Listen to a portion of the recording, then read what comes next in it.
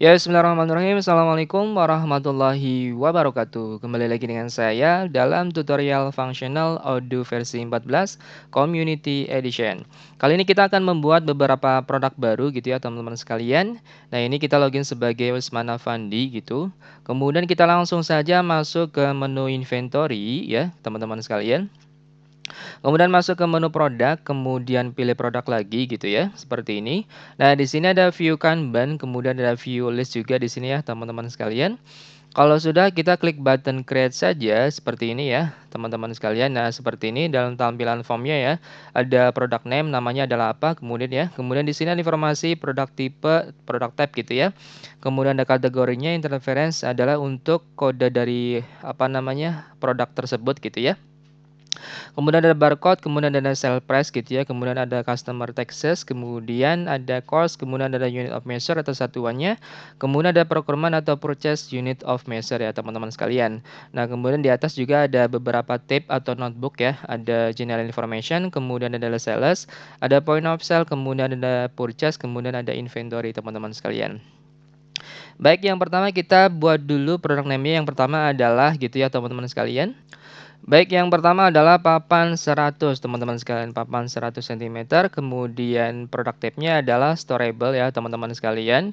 Produk type-nya adalah storable. Nah, di sini produk type ada 3 ya teman-teman sekalian, ada 3 selection. Yang pertama ada storable, kemudian juga ada consumable, kemudian ada juga service teman-teman sekalian. Nah, di sini maksudnya apa? Nah, di sini kalau misalkan kita pilih produk type-nya storable, artinya adalah storable itu adalah yang di-manage stoknya, teman-teman sekalian. Nah, di sini juga ada membentuk stock on hand ya, ada on hand di sini, smart button on hand. Kemudian kalau misalkan yang consumable, nah consumable ini yang produk yang tidak di-manage stoknya, teman-teman sekalian. Nah, kemudian yang terakhir ada service. Service itu adalah jasa gitu ya. Service itu adalah jasa, teman-teman sekalian.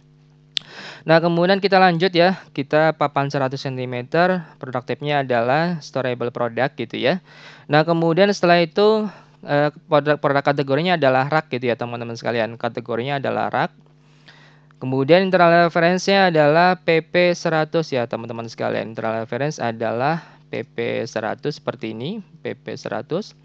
Nah, kemudian setelah itu ada di sini sebelah kanan ada sell price ya, teman-teman sekalian.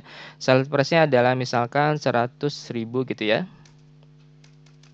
Nah, di Odoo ini tanpa mengetik separator gitu ya, baik itu titik maupun koma, maka nanti secara otomatis akan dibuatkan oleh Odoo, teman-teman sekalian. Jadi tinggal ketik saja 100 gitu ya, nolnya tanpa separator apapun. Kemudian cost-nya di sini misalkan cost-nya adalah 50 gitu ya, 50.000. Kemudian satuannya adalah unit ya, teman-teman sekalian, satuannya adalah unit. Kemudian di sini ada berat, ada weight ya. Di sini di tab inventory, beratnya misalkan adalah 5 gitu ya, 5 seperti ini. Ketik aja 5, maka nanti secara otomatis ketika di save muncul satuannya ada kilogram ya, teman-teman sekalian. Nah, seperti ini. Sudah? Nah, seperti ini ya teman-teman sekalian, kita buat satu produk, contoh misalkan gitu ya, papan 100 cm gitu, kemudian produk type-nya ada storable, kategorinya adalah rak, kemudian internal reference adalah PP100, kemudian sales price-nya adalah 100.000, kemudian cost-nya adalah 50.000, satuannya adalah unit, seperti itu. Kalau sudah, boleh kita klik button save saja ya teman-teman sekalian, kemudian kita buat berikutnya lagi, ada papan 200 cm ya teman-teman sekalian.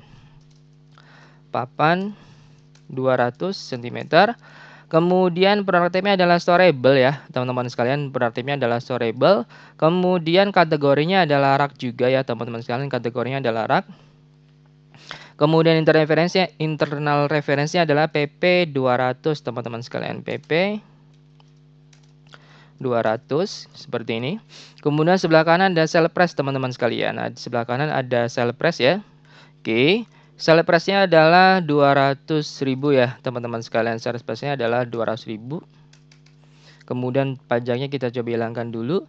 Kemudian cost-nya adalah 100.000 ya, teman-teman sekalian. Cost-nya adalah 100.000. Kemudian satuannya adalah unit. Setelah itu ada beratnya. Beratnya adalah 10 kg ya, di tab inventory di sini. Beratnya adalah 10, ketik aja 10 seperti ini. Oke. Sudah. Kalau sudah, kita klik button save saja ya teman-teman sekalian. Kemudian yang terakhir kita bikin satu lagi, tinggal tekan button create saja ya seperti ini teman-teman sekalian. Kemudian yang terakhir ada proyek kitchen set teman-teman sekalian. Yang terakhir adalah proyek gitu ya. Kitchen set gitu ya teman-teman sekalian. Nah, kemudian produk type-nya adalah service ya, jasa gitu ya teman-teman sekalian. Produk type-nya adalah service. Kemudian setelah itu kategorinya adalah jasa teman-teman. Kategorinya adalah jasa. Setelah itu internal reference atau kode dari produk ini adalah misalkan KTS KTS 01 gitu ya, misalkan gitu ya. 01 seperti ini.